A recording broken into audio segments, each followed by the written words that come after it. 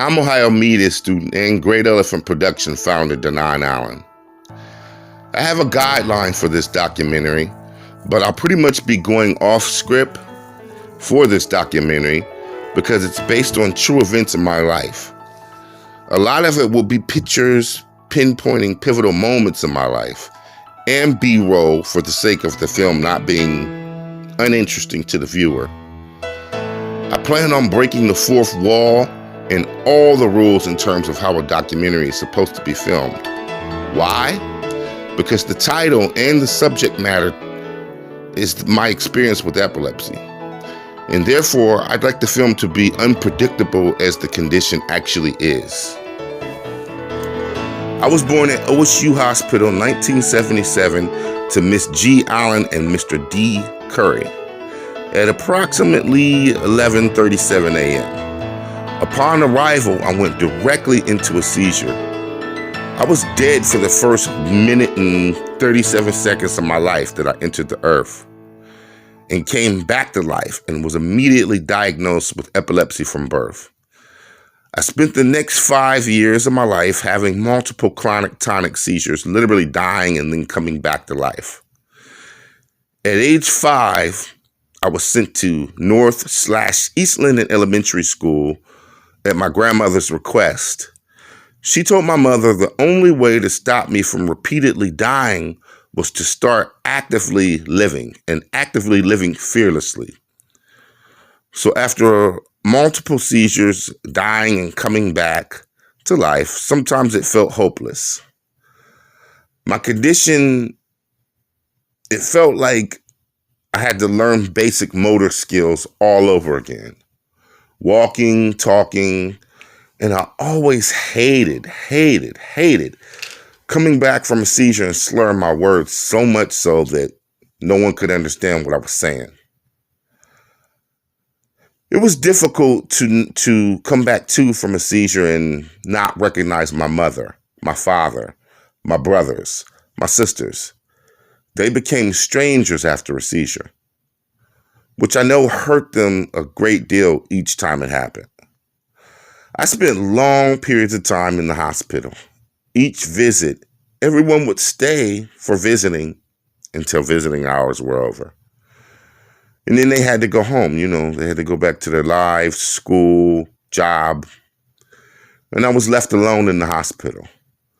I spent most of my entire life alone in the hospital. I spent time watching various people die of epilepsy. After spending long periods of time with them, getting to know them and their family, it really made me truly appreciate being alive.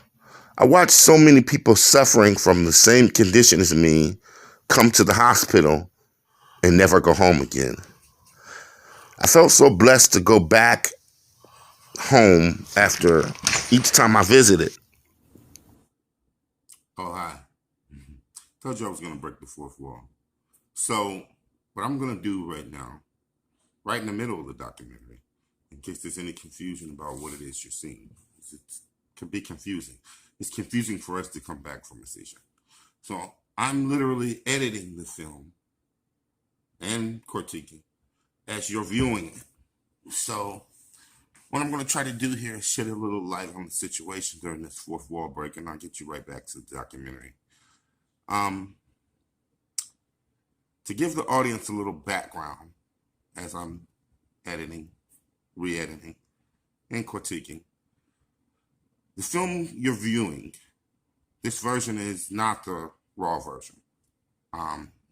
This is the cut version because this is a school assignment and I'm affected by time restraints.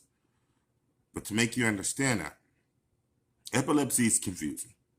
When you come back from a seizure, you're confused. Life goes by in a daze of flashes. It's kind of like what you've seen in the film. A bunch of pictures of life just flashing, passing you by as time passes. Each time it's more complicated to get back to normal, back to your routine, back to your family. So I want you to know and understand that I actually had a seizure during this film. It was complicated. You see me getting out of the bed within the documentary. And you're on the journey with me. You're either having the seizure with me or you're coming back from it with me. Either way, you're with me. I'm going to get back to editing. You get back to watching. Thanks for your time, though. But I remember feeling so bad for the families of the people I watched die. I went through a lot.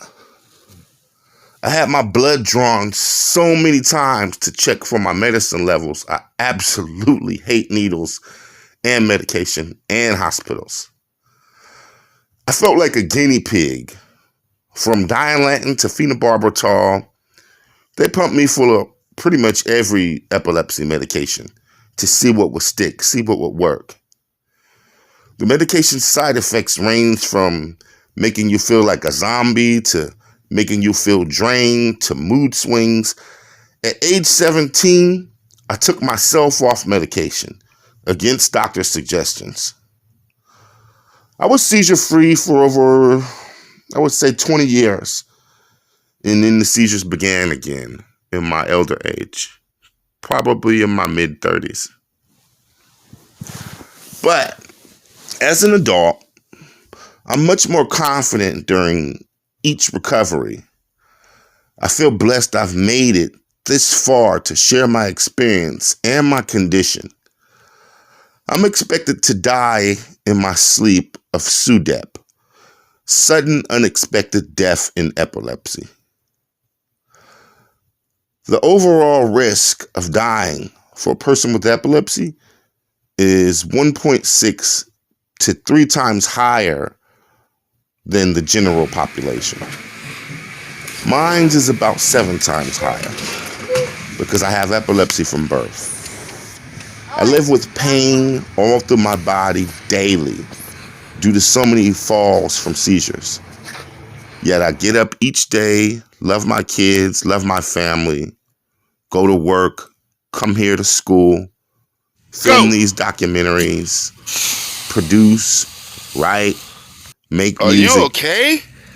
Try to make my mark on the world. Yeah. That's why I said take the sticks I've out of the died leash multiple times. Go! I've done a lot of dying due to epilepsy. But I always made sure that I tried to do more living.